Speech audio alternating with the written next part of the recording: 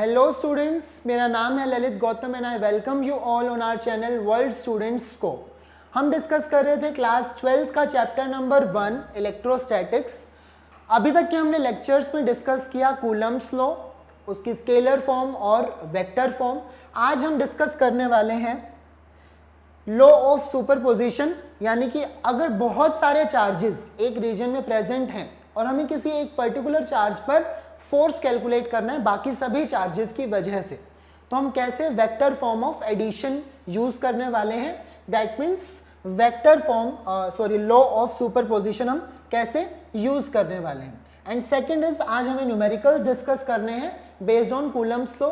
तो कुछ बड़े सिंपल हम न्यूमेरिकल्स डिस्कस करेंगे। चलिए, so principle of superposition states that, ये आपने वेक्टर के अंदर ऑलरेडी पढ़ा है और इससे पहले भी हम इसे बहुत बार यूज कर चुके हैं क्लास 11th में। तो प्रिंसिपल ऑफ सुपरपोजिशन क्या कहता है कि resultant force on a test charge, ठीक है। अगर कोई टेस्ट चार्ज, मतलब टेस्ट चार्ज का मीनिंग होता है अगर कोई छोटा सा चार्ज Q0, ठीक है, जो मैग्नीट्यूड में बहुत कम है, ठीक है, जो बाकी चार्जेस को ज़्यादा इफेक्ट नहीं करेगा, ऑलराइट, क्योंकि वो खुद मैग्नीट्यूड में बहुत कम है, बट वो हम टेस्ट करने के लिए यूज कर रहे हैं टेस्ट चार्ज। तो resultant force on a test charge due to number of source charges. Okay, source charges का मीनिंग होता है जो बेसिकली उस पर फोर्स लगाने वाले हैं, ठीक है, is equal to vector sum of Coulomb force due to individual source charges. Alright, for example this is charge 1 Q1, this is charge Q2, Q2, Q3, Q4, ये बहुत सारे चार्जेस प्रेजेंट हैं और ये चार्जेस कैसे हैं, सोर्स चार्ज हैं। Source क्या होता है किसी चीज़ का, राइट, कहीं से जो चीज़ हमें मिलती है, जैसे वाटर का सोर्स क्या है, राइट, वो नेचुरल रिसोर्स है, ऑब्वियसली रिवर, ग्लेशियर्स एटसेट्रा, तो वो सब सोर्सेज हैं। सिमिलरली यहाँ पर एक टेस्ट चार्ज रखा है Q0, छोटा सा एक टेस्ट चार्ज, ठीक है, और इसके ऊपर फोर्स एक्ट कर रहा है कुछ, हमने देखा कि इसके ऊपर कुछ फोर्स एक्ट कर रहा है, तो उस फोर्स का सोर्स क्या है, वो कहाँ से आ रहा है, वो Q1 की वजह से भी आ रहा है, Q2, Q3, Q4, ये सभी रिस्पॉन्सिबल हैं इसके ऊपर फोर्स लगाने के लिए, ठीक है। So these are known as source charge, इन्हें हम कहते हैं सोर्स चार्ज, और जिस पर हम चेक कर रहे हैं उसे हम टेस्ट चार्ज कह देते हैं। ये सिर्फ डेफिनेशन के लिए है, ठीक है। सो Q1 इसके ऊपर ऑब्वियसली कुछ फोर्स लगाएगा along line joining this two charges, Q2 भी इसके ऊपर कुछ फोर्स लगाएगा, Q3 भी इसके ऊपर फोर्स लगाएगा, Q4 भी इसके ऊपर फोर्स लगाएगा। तो सभी इसके ऊपर कुछ ना कुछ फोर्स लगाएंगे और सभी फोर्सेस का जो रिजल्टेंट है वो है ये कैपिटल F, राइट। अभी हमें ऐसे दिखाई तो नहीं देता कि अलग अलग फोर्स लग रहे हैं, Q1 ने जो लगाया वो अलग ही दिखेगा, नहीं, सभी का रिजल्टेंट होके हमें तो सिर्फ यही दिखाई देगा कि इस चार्ज के ऊपर इतना फोर्स एक्ट कर रहा है। वो किसकी वजह से कर रहा है, इन सभी चार्जेस की वजह से एक्ट कर रहा है। तो यहाँ पर हम सभी फोर्सेस को वेक्टर एडिशन जैसे हम करते हैं, अभी तक करते आए हैं, वैसे ही यहाँ भी लॉ ऑफ सुपरपोजिशन वैलिड है, वो हम यूज कर सकते हैं। Alright, now here you can see, ये एक चार्ज है Q1, ठीक है, इसको आप अपना टेस्ट चार्ज समझ सकते हैं। This is Q2, Q3 and Q4। जो सभी चार्जेस हैं दे आर पॉजिटिव, तो ऑब्वियसली वो रिपेल ही करेंगे। Now Q2 will exert a force on Q1 जो कि होगा F12, यानी कि फोर्स ऑन 1 ड्यू टू 2, ठीक है। सिमिलरली Q1 पर एक फोर्स लगाएगा Q3 रिपल्सिव इस डायरेक्शन में, and it will be F13, that means force on 1 due to third charge. Similarly fourth जो Q4 है वो इसके ऊपर फोर्स लगाएगा F14, राइट, उसे हम कह रहे हैं force on first charge due to fourth charge की वजह से। So these 3 charges are responsible for force जो भी इसके ऊपर एक्ट कर रहा है Q1 के ऊपर। ये हमारा क्या है, टेस्ट चार्ज है। अब आपके दिमाग में आएगा ये भी तो इसके ऊपर फोर्स लगाएगा, एग्जैक्टली वो भी इसके ऊपर फोर्स लगाएगा। अगर ये F12 है तो ये F21 होगा, अगर ये F13 है तो यहाँ पर F31 भी होगा, अगर ये F14 है ये फोर्स तो यहाँ पर F41 भी होगा, बिल्कुल होगा, राइट, क्योंकि हमने पढ़ा है कि दोनों ही चार्जेस एक दूसरे पर फोर्स लगाते हैं। जो फोर्स होता है वो म्यूचुअल होता है, अगर फर्स्ट ने सेकंड पर लगाया है तो सेकंड भी फर्स्ट पर फोर्स एक्ट करेगा। But right now we are only discussing about this charge. जो हमारा कंसर्न है ना वो हमारा सिर्फ फर्स्ट चार्ज के लिए है।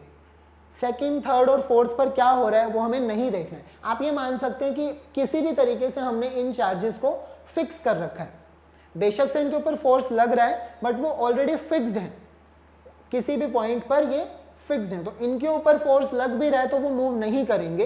बट जो चार्ज 1 है वो हमारा टेस्ट चार्ज है, तो हमें सिर्फ इसके ऊपर लगने वाले फोर्सेस की हम बात कर रहे हैं, इनकी हम बात नहीं कर रहे हैं।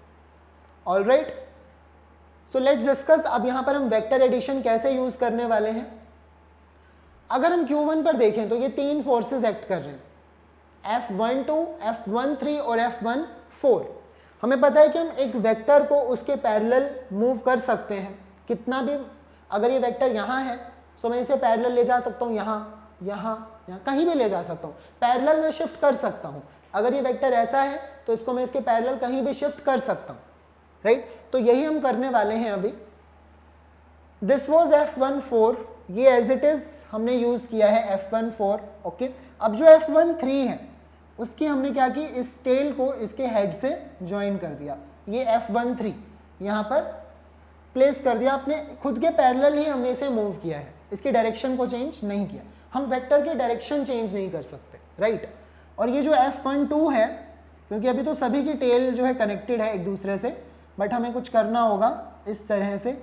हमने इस F12 को भी इसके पैरेलल शिफ्ट कर दिया लाइक दिस, ठीक है। So now these are 3 forces, F14, F13 और F12। ऑलराइट, ये तीनों फोर्सेस एक्ट कर रहे हैं। अब हमें पता है कि अगर ये 3 वेक्टर हैं तो रिजल्टेंट वेक्टर इनके ऑपोजिट डायरेक्शन में होगा, राइट। तो this one is going to be the resultant vector, जिसे हम F1, जो टोटल फोर्स है चार्ज 1 के ऊपर जो एक्ट कर रहा है वो क्या है, F1। ऑलराइट, तो F1 जो वेक्टर है वो हमें किसके सम से मिला है, इन तीनों वेक्टर्स के सम से मिला है। So I can write F12, F13 plus F14, F12 vector plus F13 vector plus F14 vector. Alright, so these 3 vectors will give us resultant vector, जो या फिर resultant force जो हमारे टेस्ट चार्ज के ऊपर एक्ट कर रहा है वो हमें मिल जाएगा by using superposition principle या फिर superposition theorem। ऑलराइट, अभी तक जो हमने डिस्कस किया, यहाँ पर जो हमारे सोर्स चार्ज थे, हमने कहा सोर्स चार्ज कौन है, ये Q2, Q3, Q4, क्योंकि हम यहाँ पर इनके बारे में डिस्कस नहीं कर रहे हैं। ये तीनों चार्जेस रिस्पॉन्सिबल हैं फोर्स एक्ट करने के लिए जो फर्स्ट पर एक्ट कर रहा है। सो दीज आर रिस्पॉन्सिबल, तो ये हमारे क्या है, सोर्स चार्ज है। बट जो यहाँ पर सोर्स चार्ज है तीनों क्या है, डिस्क्रीट हैं। Q2 यहाँ प्रेजेंट है, Q3 यहाँ पर प्रेजेंट है और Q4 यहाँ पर प्रेजेंट है। सो तीनों अलग अलग लोकेशंस पर हैं, पॉइंट चार्जेस हैं, राइट। तो हम तीनों के लिए अलग अलग फोर्स कैलकुलेट कर सकते हैं। F12 किया, F13 किया, F14 किया और तीनों का हमने वेक्टर एडिशन कर दिया। बट लेट्स से अगर एक बहुत यहाँ पर बहुत सारे चार्जेस हैं, एक बॉडी है जिसके ऊपर बहुत सारा चार्ज है, ठीक है। सो आप ये मान सकते हो कि ये Q1 है, ये Q2 है, ये Q3 है, ये Q4 है, लेकिन ये तो बहुत सारे, इनको काउंटलेस नंबर ऑफ चार्जेस यहाँ पर प्रेजेंट हैं। तो अगर आप हम हर एक चार्ज के साथ में, और यहाँ पर हमारा प्रेजेंट है टेस्ट चार्ज Q0। अब ये एक बॉडी है जिसके ऊपर कंटिन्यूअसली क्या है, चार्ज डिस्ट्रीब्यूटेड है। यहाँ पर चार्जेस कैसे थे, discrete. Here charges were discrete and here charges are continuous. वो कंटिन्यूअस है, वो कैसे भी हो सकते हैं, वो हो सकता है कंटिन्यूअस एक लाइन के ऊपर चार्जेस हों, फॉर एग्जाम्पल दिस, ओके। ये कोई एक वायर है तो ये लीनियरली चार्ज डिस्ट्रीब्यूटेड है कंटिन्यूअसली, यहाँ पर एक एरिया में सरफेस पर डिस्ट्रीब्यूटेड है, और हो सकता है किसी वॉल्यूम में भी डिस्ट्रीब्यूटेड हो सकता है चार्ज, तो राइट। ये एक क्यूब है जिसके अंदर बहुत सारा चार्ज प्रेजेंट है। सो वॉल्यूम में भी हो सकता है, किसी सरफेस एरिया पर भी हो सकता है और किसी लाइन पर भी चार्ज डिस्ट्रीब्यूटेड हो सकता है। कहने का मतलब ये कि यहाँ पर जो चार्ज है कंटिन्यूअस है, and now it is not possible कि हम ऐसे सुपरपोजिशन थ्योरम लगाएं, हर एक चार्ज के साथ में उसका फोर्स कैलकुलेट करें, इसका फोर्स कैलकुलेट करें, तो ये तो बहुत सारे वेक्टर्स हो जाएंगे, उन सबको ऐड करना, राइट। अभी वेक्टर्स बहुत सारे हो जाएंगे।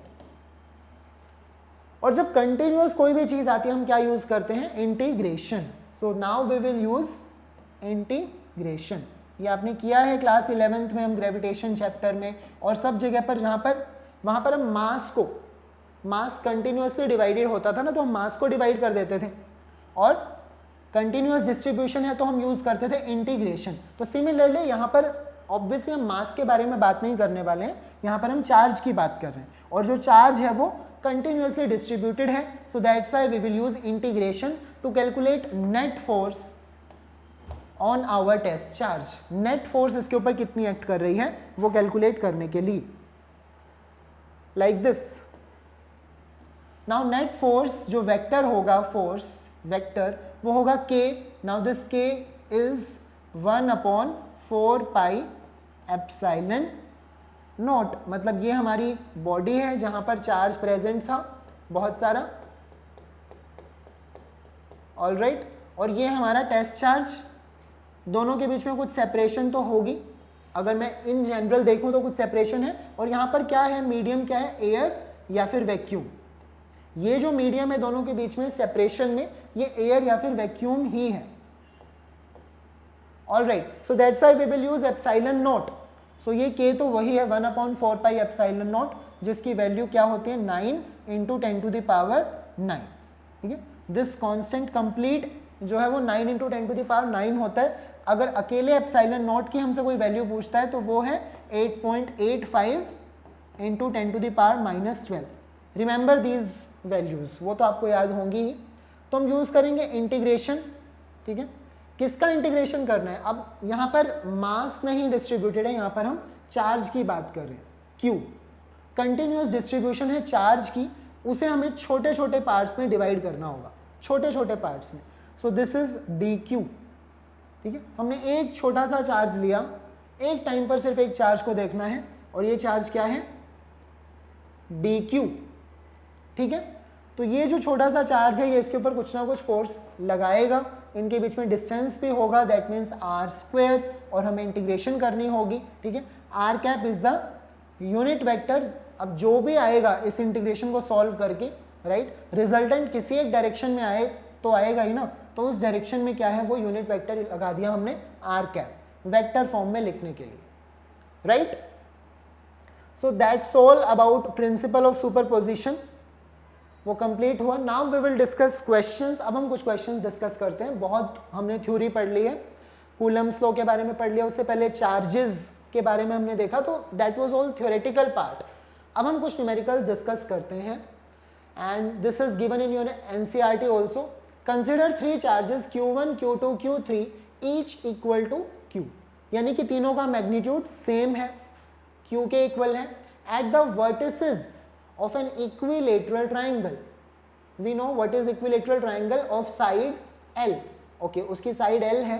What is the force on charge capital Q? अब एक capital Q चार्ज है with same sign as small q, ठीक है। यानी कि जो ये तीनों चार्जेस का साइन है वही साइन इस चार्ज का भी है। या तो आप तीनों को पॉजिटिव मान लो तो ये भी पॉजिटिव है, या फिर तीनों को नेगेटिव मान लो तो ये भी नेगेटिव ही है, right. Placed at the centroid of triangle, वो ट्राइंगल के सेंट्रॉइड पर रखा गया है, like this, alright, okay. So this is charge capital Q, this is charge Q1, Q2 and Q3, this is Q2, okay, and this is Q3। हमें पता है जो वर्टिसेस पर, कॉर्नर्स पर जो चार्ज रखे गए हैं सभी का मैग्नीट्यूड सेम है, Q, Q और Q, ठीक है। और जो सेंटर में रखा है या फिर सेंट्रॉइड पे जो रखा है उस चार्ज का मैग्नीट्यूड है कैपिटल Q। हमें कैलकुलेट करना है इसके ऊपर टोटल कितना फोर्स एक्ट करेगा, इस चार्ज पर टोटल कितना फोर्स एक्ट कर रहा है।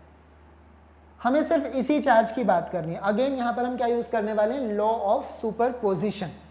हमसे क्वेश्चन में यहाँ इस चार्ज के बारे में बात की गई है, तो हमें सिर्फ और सिर्फ इसके फोर्सेस का ही ध्यान रखना है। ओके, अब इस कैपिटल Q पर लगेगा फोर्स फर्स्ट चार्ज की वजह से, वो होगा F1, ऑलराइट, और वो रिपल्सिव होगा, दैट मीन्स वो इस डायरेक्शन में होगा। This is Q1, this is capital Q, तो वो इसे रिपेल करेगा इस डायरेक्शन में। सिमिलरली जो हमारा सेकेंड चार्ज है पॉइंट B पर रखा गया है, वो भी रिपेल करेगा और कितना फोर्स लगाएगा, F2, एंड सिमिलरली जो थर्ड चार्ज है वो भी रिपेल करेगा और कितना फोर्स लगाएगा, F3, like this. Okay, so this is F1, F2 and F3, ठीक है। अब हमें क्या करना है, ये तीन वेक्टर्स हमें मिल गए हैं, तीनों चार्जेस की वजह से इसके ऊपर फोर्स जो लग रहा है वो हमें पता है। अब हमें कैलकुलेट करना है what will B F1, F2 and F3, ये क्या होने वाले हैं। अब उसके लिए हमें क्या चाहिए, हमें चार्जेस की वैल्यू तो पता है, this is small q and this is capital Q। हमें ये डिस्टेंस भी पता होना चाहिए, ये डिस्टेंस हमें पता होना चाहिए। तो दिस इज सेंट्रोइड, ये तो हमें पता है, और ये जो लाइन है ये इस बेस को क्या करेगी, इक्वली डिस्ट्रीब्यूट करेगी। सो अगर ये वाला पार्ट है L/2, तो ये वाला पार्ट भी कितना हो जाएगा, L/2, right. So this part is L/2। ये कंप्लीट एंगल 60 डिग्री होता है, तो ये आधा जो एंगल होगा वो 30 डिग्री, राइट। अब हमारे पास ये ट्राइंगल है, this point is O, B and D। तो देखिए ट्राइंगल O, B और D में हम क्या यूज करने वाले हैं, इस ट्राइंगल O, B, D में वी नो बेस, हमें बेस पता लग गया है L/2। हमें हाइपोटेन्यूज कैलकुलेट करनी है, ये वाली जो चीज़ हमें कैलकुलेट करनी है, दैट मीन्स OB, ये हमें कैलकुलेट करनी है। बेस अपॉन हाइपोटेन्यूज क्या होता है, cos theta, and theta is 30 degree. So बड़ा सिंपल है, L/2 हमारा बेस है, OB this is hypotenuse, base upon hypotenuse होता है cos theta, and theta here is 30 degree, और cos 30 डिग्री पर कितना होता है, √3/2, alright. So we have to calculate OB को हम क्या ले जाएंगे, राइट साइड में ले जाएंगे, और √3/2 को हम लेफ्ट साइड में ला सकते हैं, क्रॉस मल्टीप्लीकेशन करेंगे, एंड OB विल बिकम क्या हो जाएगा, L/2, और √3/2 वहां जाकर मल्टीप्लाई हो जाएगा 2/√3। सो 2 से 2 cancel, that means this OB will be L/√3। तो चलिए पहला पार्ट तो हमने ये कर लिया कि हमें डिस्टेंस पता लग गया, जो कॉर्नर पर चार्जेस रखे गए हैं और जो हमारा सेंट्रॉइड पर चार्ज है उनके बीच में डिस्टेंस। अब ये डिस्टेंस सेम होगा, L/√3, L/√3 एंड L/√3, तीनों जगह पर ये डिस्टेंस सेम होगा, ठीक है। अब हम देखते हैं फोर्स जो एक्ट करेगा, F1, F2 और F3।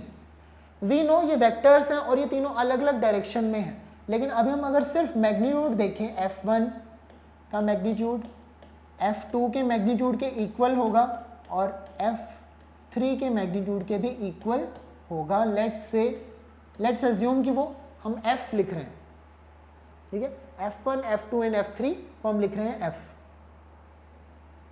Okay. And why these forces will be same, ये फोर्सेज सेम क्यों होंगे, ऑब्वियसली यहाँ पर जो चार्ज है वो कैपिटल Q है, कॉर्नर पर जो चार्ज है वो स्मॉल q है, ठीक है, डिस्टेंस L/√3 है। तो सेम सिचुएशन यहाँ पर है, small q capital Q, distance is same, again small q capital Q and distance is same. तो जब सारी सिचुएशन सेम है, सो मैग्नीट्यूड तो ऑब्वियसली सेम होगा, डायरेक्शन में डिफरेंस है, वहाँ पर हम वेक्टर एनालिसिस यूज कर लेंगे। सो अब यहाँ पर अगर मैग्नीट्यूड की बात की जाए, स्केलर फॉर्म, मैग्नीट्यूड के लिए हमेशा स्केलर फॉर्म को यूज करेंगे।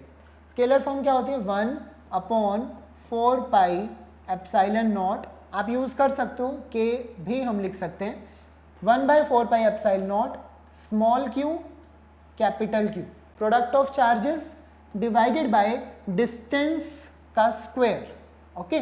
डिस्टेंस कितना है, L/√3, और इसका हमें क्या करना है, स्क्वायर, ऑलराइट। तो L का स्क्वायर तो हो जाएगा, ठीक है, √3 का स्क्वायर क्या हो जाता है, 3, और डिनोमिनेटर के डिनोमिनेटर में जो चीज़ आ रही है वो ऊपर, So it will become 1/4 pi epsilon naught. Okay, this 3 will come here in numerator, ये बन जाएगा 3. I should erase this part.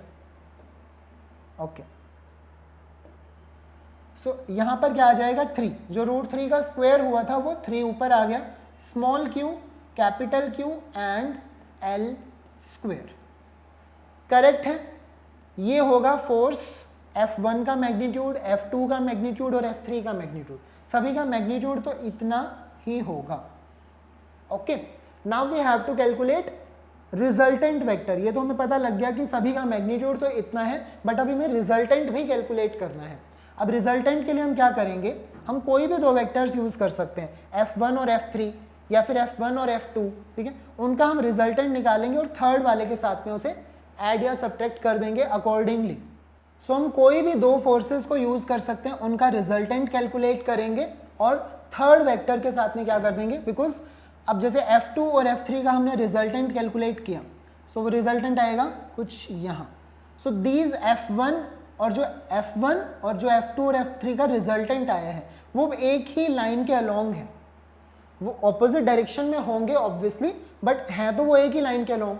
Opposite direction में जब वेक्टर्स होते हैं उन्हें हम डायरेक्टली सब्ट्रैक्ट कर सकते हैं, तो वही हम करने वाले हैं यहाँ पर. Let's see this part. I am again drawing this.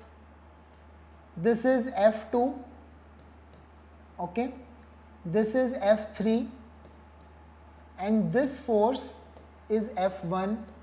हमें पता है F1 is equal to F2 is equal to F3. तीनों का मैग्नीट्यूड तो सेम है. वो कितना आया था, 3/4 पाई epsilon not small q capital Q divided by में L स्क्वायर, लेंथ का square. L is the side of equilateral triangle, right? So ये F1, F2, F3 का मैग्नीट्यूड बिल्कुल सेम है and we want to calculate resultant of F2 और F3. अब resultant calculate करने के लिए हम यूज करेंगे parallelogram law of vector addition, और उसके लिए हमें पता होना चाहिए ये एंगल जो F2 और F3 के बीच में होगा, ये एंगल कितना होगा, राइट? अगर मुझे एंगल पता है तो I can easily find resultant vector. इसको हम नाम दे देते हैं F dash. Okay, so this is F dash. Okay, now what will be this angle. ये एंगल क्या होगा, देखिए, if this angle we have to calculate this angle. Okay, ये जो एंगल है, बहुत सारा हो गया यहाँ पर. Now this angle is 30 degree. In this right angle triangle ये एंगल कितना हो जाएगा, 60 डिग्री, राइट? अगर ये 30 डिग्री है, हम इस ट्राइंगल की बात कर रहे हैं. Okay, if this angle is 30 तो it will become 60 degree, because ये तो 90 डिग्री है. इफ दिस इज 60 डिग्री तो ये वाला क्या हो जाएगा, वर्टिकली ऑपोजिट एंगल, ये भी 60 degree and this angle will also भी 60 डिग्री. 60 and 60 will become 120. तो कह सकते हैं कि जो टोटल एंगल होगा यहाँ पर वो हो जाएगा 120 degree. Wait for a minute.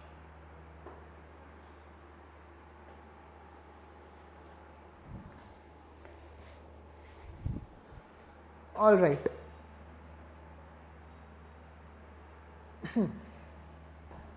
So this angle,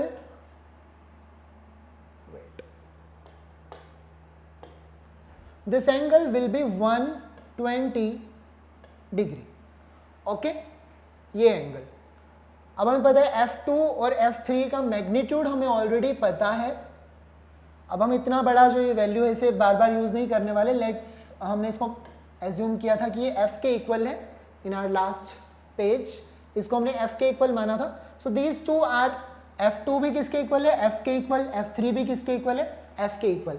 वैसे तो अगर आपको याद हो, जब 2 इक्वल वेक्टर्स होते हैं और उनके बीच में 120 डिग्री एंगल होता है, अगर ये एक वेक्टर है और लेट्स से ये दूसरा वेक्टर है, ठीक है, दोनों के बीच में एंगल अगर 120 डिग्री होता है, so when we draw a parallelogram, जब हम पैरेललोग्राम बनाते हैं जो रिजल्टेंट वेक्टर बनता है ना, वो भी सेम मैग्नीट्यूड का ही होता है. अगर let's say this is A, this is also A, अगर दोनों का मैग्नीट्यूड A है तो ये भी रिजल्टेंट भी A ही निकल कर आता है. If this angle is 120 degree. ये एक स्पेशल केस होता है है ना, अगर इक्वल मैग्नीट्यूड के वेक्टर्स को हम ऐड कर रहे हैं and when they are at an angle of 120 degree, तो यहाँ पर भी सेम सिचुएशन आ गई, बट हम देख सकते हैं ये ऐसा होता क्यों है, ठीक है। Let's say this is B, अगर ये बी है तो रिजल्टेंट को हम क्या लिखेंगे, and this resultant is R, wait हम इरेज कर देते हैं, all right. So let's say this is b and this is resultant vector R, तो हमें पता है रिजल्टेंट वेक्टर आर किसके इक्वल होता है, under the root a square plus b square plus 2ab cos of angle, और यहाँ पर एंगल कितना है, कॉस 120 डिग्री, ऑलराइट। अब कॉस 120 डिग्रीज पर कितना होता है, 120 डिग्री मतलब सेकंड क्वाड्रेंट, और सेकंड क्वाड्रेंट में पहली बात तो कॉस नेगेटिव होता है और वो -½ होता है, alright. So cos 120 degree is equal to -½ तो I am erasing this part and I write -½ here, okay. 2 से 2 क्या हो गया, कैंसिल। नाउ इफ, अब हमने क्या कहा, अगर ये ए और बी इक्वल है मैग्नीट्यूड में तभी हम ये रूल यूज कर सकते हैं ना, दोनों को इक्वल तो होना पड़ेगा। So now I will write A square को ए स्क्वायर ही रखते हैं, because B is equal to A, तो उसे भी मैं लिख सकता हूँ A square, and negative sign होगा, so I will put negative here, यहां आ जाएगा negative, alright. And a multiply हो रहा है b से and b is equal to a, तो ऑब्वियसली वो क्या हो जाएगा, a स्क्वायर, ठीक है। सो a square plus a square और एक हो गया -a स्क्वायर, तो दीज टू विल कैंसिल, बचा क्या सिर्फ a स्क्वायर, एंड रिजल्टेंट क्या हो जाएगा, a के इक्वल। So resultant will be equal to a अगर दोनों इक्वल वेक्टर्स हैं और दोनों के बीच का एंगल 120 डिग्री है। So this part was just to use here, हमें यहाँ पर इसे यूज करना है। Now this is equal to F, this is also equal to F, और दोनों के बीच का एंगल 120 डिग्री है, तो जो रिजल्टेंट है एफ डैश वो भी किसके इक्वल हो जाएगा, एफ के ही इक्वल हो जाएगा, okay. So we can erase this part,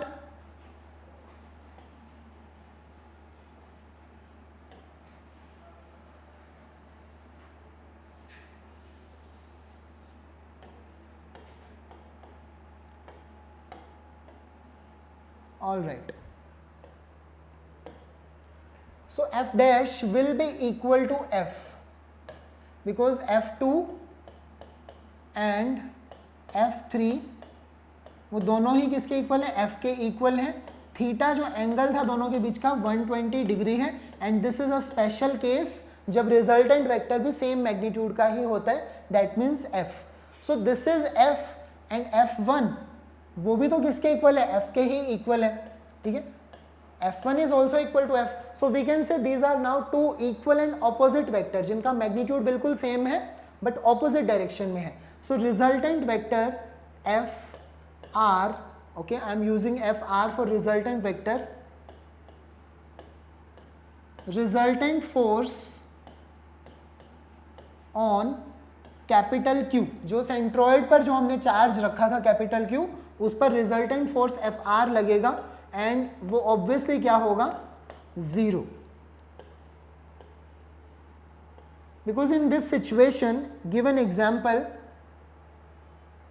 we are given symmetrical situation, हमें सिमेट्रिकल सिचुएशन दी गई थी, तीनों कॉर्नर्स पर सेम चार्ज है, साइन भी बिल्कुल सेम है, और सेंटर पर हमने एक चार्ज रख दिया, उसका मैग्नीट्यूड कुछ भी हो बट वो तीनों से बिल्कुल सिमेट्रिकली दूर है, तीनों चार्जेस से बिल्कुल सिमेट्रिकल डिस्टेंस पर है, राइट, डिस्टेंस भी सेम है। सो जो रिजल्टेंट फोर्स बनेगा वो क्या हो जाएगा, 0 हो जाएगा। तो कभी भी अगर सिमेट्रिकल आपको चार्ज डिस्ट्रीब्यूशन दी गई है, जैसे कि ये इक्विलेटरल ट्राइंगल का केस था, ऐसे अगर एक स्क्वायर है उसके चारों कॉर्नर्स पर हम सेम चार्ज को अगर रख देते हैं और सेंटर पर जो चार्ज रखा होगा उस पर कितना फोर्स एक्ट करेगा, so that force will also be 0। तो सिमेट्रिकल सिचुएशन में हमारे लिए काम ईजी हो जाता है। अभी तो हमने डिराइव किया, कैलकुलेट किया, बट आगे के लिए हम ध्यान रख सकते हैं, right, force will be, resultant force will be 0, okay. Now let's move on to next question.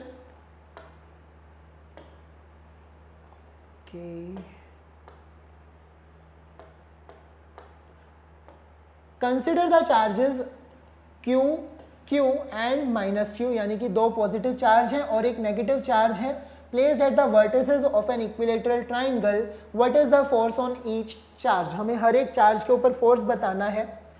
ये इसकी फिगर होगी अगर हम इसे देखें। This is charge Q, this is charge Q and this is negative charge minus Q। Equilateral triangle है जिसकी length क्या है L, ऑल राइट। और हमें हर एक चार्ज के ऊपर क्या बताना है, फोर्स बताना है। वी नो जो फोर्स एक्सर्ट करते हैं वो म्यूचुअल होता है, right. So let's say this is our charge 1, ठीक है, this is our charge 2 and this is our charge 3, okay, 1, 2 and 3। तो ऑब्वियसली फर्स्ट चार्ज के ऊपर कौन फोर्स लगाएगा, सेकंड चार्ज, और दोनों का साइन सेम है तो वो फोर्स कैसा होगा, रिपल्सिव, ऑल राइट। अब फर्स्ट चार्ज के ऊपर थर्ड चार्ज भी फोर्स लगाएगा, but they are opposite in sign. Opposite हैं तो वो अट्रैक्ट करेंगे एक दूसरे को, राइट, अट्रैक्ट करेंगे। सो this force will be in this direction, attractive है और ये रिपल्सिव की वजह से है। सिमिलरली जब हम सेकेंड चार्ज पर देखेंगे तो फर्स्ट चार्ज उसे रिपेल करेगा, तो force on 2 due to 1, so ये इस डायरेक्शन में होगा, right. And similarly force on 2 due to 3, वो अट्रैक्टिव होगा तो वो यहाँ होगा, राइट। और अगर हम थर्ड चार्ज की बात करें तो उस पर फर्स्ट और सेकंड दोनों ही चार्जेस फोर्स एक्सर्ट करेंगे और दोनों ही फोर्सेस कैसे होंगे, अट्रैक्टिव होंगे, okay. So both are attractive forces. अगर हम मैग्नीट्यूड वाइज देखें तो तीनों चार्जेस सेम है, बिल्कुल मैग्नीट्यूड तो सेम ही है, सिर्फ इसका साइन जो है वो नेगेटिव है। Otherwise all of these three are Q, सभी का मैग्नीट्यूड क्या है, Q, ओके। सो अगर हम कैलकुलेट करें F12 या फिर F21, कोई भी फोर्स अगर हम कैलकुलेट करते हैं, F12 कैलकुलेट कर लो या फिर F21, हमें पता है वो सेम ही होंगे मैग्नीट्यूड में। सिमिलरली F13 या फिर F31, F23 या फिर F32, सभी का मैग्नीट्यूड तो सेम होगा। Magnitude F12, F23, F31, all right, तीनों का मैग्नीट्यूड बिल्कुल सेम होगा। वो कितना होगा, 1/4 पाई एप्सिलॉन नॉट। चार्जेस का प्रोडक्ट, तो Q और Q का जब प्रोडक्ट होगा तो क्या बन जाएगा, Q स्क्वायर, ठीक है। We are not considering sign, अभी हम साइन की बात नहीं कर रहे हैं। डिवाइडेड बाय डिस्टेंस, अब डिस्टेंस हमेशा ये L है, दिस लेंथ, ओके, यहाँ भी और यहाँ पर भी, तो हम लिख सकते हैं L स्क्वायर, राइट। सो फोर्सेस जो होंगे वो इक्वल होंगे मैग्नीट्यूड में। कोई भी फोर्स देख लो आप, फोर्स ऑन 1 ड्यू टू 2 अगर मुझे निकालना है तो क्या करना होगा, 1/4 पाई एप्सिलॉन नॉट, दोनों चार्जेस का प्रोडक्ट एंड नीचे क्या होगा, L स्क्वायर, ठीक है। अगर मुझे F32 निकालना है, force on third due to second charge, तो क्या होगा, 1/4 पाई एप्सिलॉन नॉट, प्रोडक्ट, दोनों का product Q square, right, and distance again L। सो ये तो सेम ही रहने वाला है। लेट्स नेम दिस, इसको हम कुछ नाम दे देते हैं जैसे कि F, ठीक है। So this is equal to F, हमने एज्यूम कर लिया, बार बार हम ये वैल्यू यूज नहीं करेंगे, okay. Now see this part, F12 भी किसके इक्वल है, F के इक्वल है, और F13 भी मैग्नीट्यूड वाइज वो F के इक्वल है। दोनों की डायरेक्शंस हम देख पा रहे हैं, right. Now these two are equal vectors जिनके बीच का एंगल कितना है, 120 डिग्री, बिकॉज इक्विलेटरल ट्राइंगल में ये एंगल 60 डिग्री होता है, so this angle will be 120 degree, okay. So दोनों फोर्सेस सेम है, 120 डिग्री का एंगल है, जैसे हमने लास्ट में किया था, तो रिजल्टेंट भी क्या होगा, F के इक्वल होगा, यानी कि रिजल्टेंट ये होगा 1/4 pi epsilon not Q square upon L square इस डायरेक्शन में। अगर ये डायरेक्शन की बात करें, हमें वेक्टर फॉर्म में अगर बताना है तो हम कैसे बताएंगे, this is the direction of force, resultant force की डायरेक्शन ये है, तो क्या इस डायरेक्शन का कोई वेक्टर हमें नजर आ रहा है, ये वेक्टर तो नहीं है, ये भी नहीं है। अगर मैं ये वेक्टर को देखता हूँ, ये लाइन और ये लाइन दोनों बिल्कुल पैरेलल है, ये दोनों लाइन कैसी हैं, बिल्कुल parallel. So this force is in same direction as this position vector जो भी होगा सेकंड और थर्ड चार्ज के बीच में, ठीक है।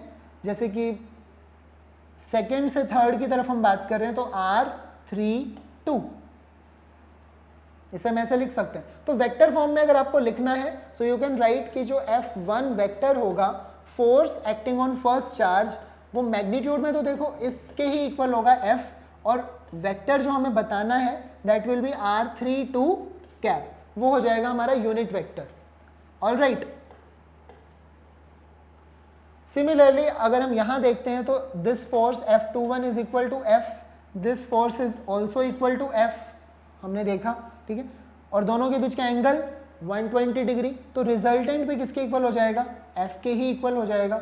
और अगर हमें इस वेक्टर की डायरेक्शन देखनी है तो वो इस वेक्टर के सिमिलर होगी, but unit vector same way में हम यूनिट वेक्टर यूज करेंगे। Now move on to this part, ये इंपॉर्टेंट है, ठीक है।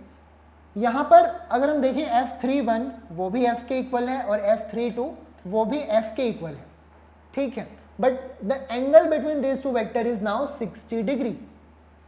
अभी तक एंगल 120 था तो हमें रिजल्टेंट वेक्टर सॉल्व नहीं करना पड़ा, बट यहाँ पर रिजल्टेंट वेक्टर हमें कैलकुलेट करना होगा F3, ओके, और वो क्या होगा F3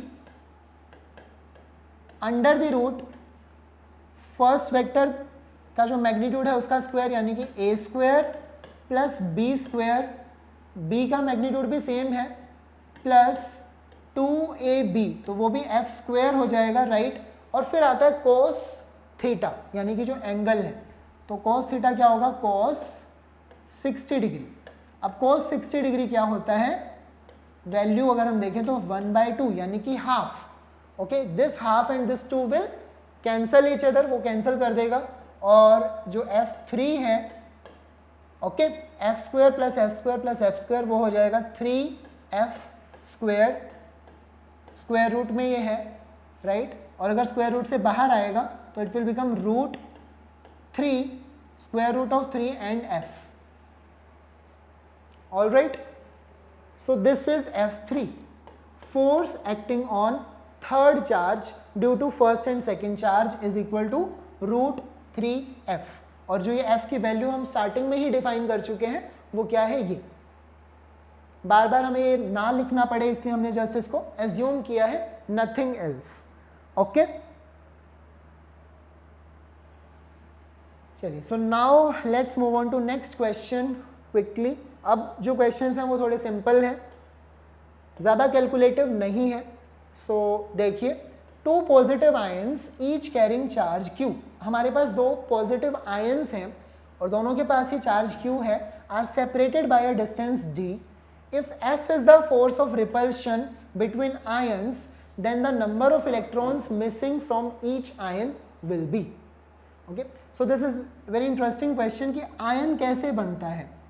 आयन कैसे बनता है, अगर एक एटम में से एक इलेक्ट्रॉन बाहर चला जाए, राइट, तो वो ऑब्वियसली वो एक आयन बन जाता है, और हमें क्या बोला गया, पॉजिटिव आयन। तो पॉजिटिव आयन बनने के लिए इलेक्ट्रॉन को बाहर जाना पड़ेगा, right, electron will leave the atom, और पीछे क्या रह जाएगा, पॉजिटिव आयन रह जाएगा, जिसके ऊपर चार्ज कितना होगा, जैसे हम लिख देते हैं A positive. For example sodium जब एक इलेक्ट्रॉन लूज कर देता है तो क्या बन जाता है, Na पॉजिटिव, ठीक है। अगर मैग्नीशियम की बात करें, मैग्नीशियम 2 इलेक्ट्रॉन्स लूज कर देता है तो वो क्या बन जाता है, Mg2 पॉजिटिव, तो उसके ऊपर 2 पॉजिटिव चार्ज है। What is the meaning of this 2 positive charge, 2 electrons के जाने से, 2 इलेक्ट्रॉन्स के चले जाने से उसके ऊपर पॉजिटिव चार्ज आ गया है, जो कि किसके इक्वल है, +2e। ऑब्वियसली मतलब यहां पर नंबर ऑफ प्रोटॉन्स ज्यादा हो गए हैं नंबर ऑफ इलेक्ट्रॉन से। कितने प्रोटॉन ज्यादा है, 2, तो प्रोटॉन के ऊपर चार्ज तो E होता है ना, जितना इलेक्ट्रॉन के ऊपर होता है, सो चार्ज विल बी +2e। और अगर कोई और आयन हुआ, फॉर एग्जांपल एल्यूमिनियम, तो वहां पर क्या हो जाएगा, I should write aluminium first and 3 positive, उसके ऊपर 3 पॉजिटिव चार्ज हो जाएगा, यानी कि उसके पास कितना चार्ज है, 3 पॉजिटिव चार्ज है, और 3 इलेक्ट्रॉन्स के जितना, 3 इलेक्ट्रॉन्स के जितना चार्ज है पॉजिटिव में, ऑब्वियसली, ठीक है। So this will be the charge. So 2 positive ions each carrying charge Q, अब दोनों के पास में चार्ज Q है। Can I right this charge like this +Ne, क्योंकि अगर कोई भी आयन बनता है तो उसके पास जो चार्ज है वो इंटेग्रल मल्टीपल है इलेक्ट्रॉनिक चार्ज का, राइट। अगर एल्यूमिनियम है तो +3e, सो उनके पास जो चार्ज होगा +Ne। I don't know the value of n की वैल्यू हम नहीं जानते, वही हमें कैलकुलेट करनी है। Are separated by a distance d and F is the force of repulsion between ions, all right। so अभी हम क्या करेंगे, हमने चार्ज को एज्यूम किया Ne, फोर्स हमें पता है F है, we will use this formula F is equal to 1/4πε0, या फिर हम इसे K भी लिख सकते हैं। Q एंड Q दोनों का चार्ज तो सेम है, so it will become Ne multiplied by Ne। This is Q1, this is Q2 divided by distance का square, that means distance is d square, right. इस पार्ट को आप K लिख सकते हैं, this is proportionality constant K। हमें calculate करना है n, हमसे पूछा गया number of electrons missing from each ion, okay. So now I am writing this as K, okay, upon d square, ये हो जाएगा n square e square, okay. तो e स्क्वायर मैं यहाँ लिख रहा हूँ, n स्क्वायर अलग, because I have to calculate n square. So this complete part will come to left hand side, और क्या बन जाएगा, n स्क्वायर इक्वल आ जाएगा f into D square, D square multiply हुआ upon k into E square. So this is the value of n square, और अगर हम जानना चाहते हैं n की वैल्यू, सो हमें स्क्वायर रूट कर देना होगा। f d square upon k e square. So this is our answer for the question asked, okay. हमें दो पॉजिटिव आयंस दिए गए थे, तो यहाँ पर कंसेप्ट ये बहुत इंपॉर्टेंट है कि हमें चार्ज को Ne एज्यूम करना है, अदरवाइज हम n की वैल्यू नहीं निकाल सकते, okay. Are separated by a distance d उनके बीच का डिस्टेंस है, F इज द फोर्स जो हमें गिवन है, d डिस्टेंस गिवन था। अब हमें यही नहीं पता कि कितने नंबर ऑफ इलेक्ट्रॉन्स मिसिंग है फ्रॉम ईच आयन, जो कि हमें कैलकुलेट करने हैं, right. So this will be your answer, all right। next fourth question is, what is the force between two small charged spheres having charges of 2 into 10 to the power minus 7 and 3 into 10 to the power minus 7 coulomb placed 30 centimeter apart in air। so all of the data is given, हमें Q1 पता है, Q1 is equal to 2 into 10 to the power minus 7 coulomb। Q2 जो second charge है वो क्या है, 3 into 10 to the power minus 7 coulomb, and distance R is equal to 30 centimetre. अब हमें सेंटीमीटर में नहीं यूज़ करना, मीटर में यूज़ करना है, तो हम इसे कन्वर्ट कर सकते हैं। सेंटीमीटर को मीटर में कन्वर्ट करने के लिए हम 100 से क्या करेंगे, डिवाइड करेंगे, राइट, तब वो सेंटीमीटर नहीं मीटर बन जाएगा।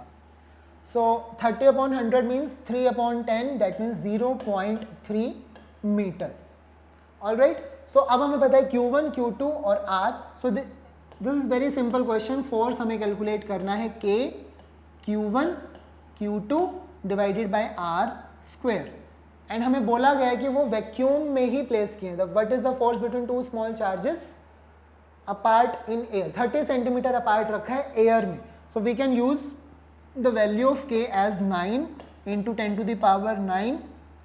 Q1 कितना है, 2 into 10 की power minus 7, and this is 3 into 10 की power minus 7, okay. And distance square will, R square कितना हो जाएगा, 0.3 का square. So we have to solve this part, हमारा जो आंसर होगा वो ऑब्वियसली किस में आ जाएगा, न्यूटन्स में आ जाएगा। 10 to the power minus 7, minus 7 क्या बन जाएगा, 10 की पावर माइनस 14, यहाँ पर क्या है 10 की पावर 9 है। So they both will cancel each other, कुछ पार्ट तो कैंसिल कर देंगे, minus 14 plus 9, okay. So minus 5 will be left, 10 की पावर माइनस 5, यहाँ से भी 10 आएगा। So you can calculate your answer. This is given in NCERT text book, back exercise का क्वेश्चन है, all right. Now last question for today. The electrostatic force on a small sphere of charge 0.4 microcoulomb. So this is Q1, पहला charge हमें पता लग गया. Due to another small sphere of charge minus 0.48 coulomb, this is Q2. Alright, micro का meaning क्या होता है? 0.4 into micro means 10 की पावर माइनस 6 लग जाएगा. ठीक है, दिस सेम यहाँ पर भी 10 की पावर माइनस 6 लग जाएगा. और फोर्स हमें गिवन है 2 newtons. This time force is given, we have to calculate what is the distance, यानी कि हमें r कैलकुलेट करना है. We know force is equal to k q1 q2 upon r square. अगर मुझे r कैलकुलेट करना है तो मैं r को यहाँ ले जा सकता हूँ लेफ्ट साइड में, और फोर्स को हम डिनोमिनेटर में ले आएंगे. तो r स्क्वायर क्या हो जाएगा? k q1 q2 upon f, and this is r square. अब हम ये गलती नहीं कर सकते, r स्क्वायर पर नहीं छोड़ सकते. हमारा आंसर क्या होना चाहिए? r कितना हो जाएगा? k q1 q2, राइट, हम कैलकुलेट कर लेंगे. So this will be our r will be square root of k q1 q2 upon f, right. Square root यहां पर हम यूज कर लेंगे. Now use the values. k की वैल्यू हमें ऑब्वियसली बोला गया एयर है, तो हम यूज कर सकते हैं 9 into 10 to the power 9, right. q1 और q2 0.4 और 0.8. 0.4 माइक्रोकूलम है, 0.8 ये भी माइक्रोकूलम है. तो दोनों के माइक्रो की वजह से 10 की पावर माइनस 6 और 10 की पावर माइनस 6 दो बार हम यहाँ पर लिख देते हैं. ठीक है, this is also microcoulomb, this is also microcoulombs. Force कितना है? 2 न्यूटन्स. तो डिनोमिनेटर में क्या आ जाएगा? F, that means 2. Okay, so this 2 will cancel 0.4 and now you can calculate. 9 square root से बाहर निकल जाएगा 3. 0.4 अगेन दो बार आ रहा है, तो वो भी 0.4 एक जो है हम बाहर निकाल सकते हैं स्क्वायर रूट से. अब स्क्वायर रूट में क्या बनता है? 10 की पावर 9 एंड 10 की पावर माइनस 6 एंड माइनस 6 क्या हो जाएगा? माइनस 12. सो स्क्वायर रूट में रह गया 10 to the power minus 3. All right, 9 बाहर आ गया, ये भी बाहर आ गया. नाउ यू कैन यूज, इसको हम इवन पावर बना सकते हैं. तो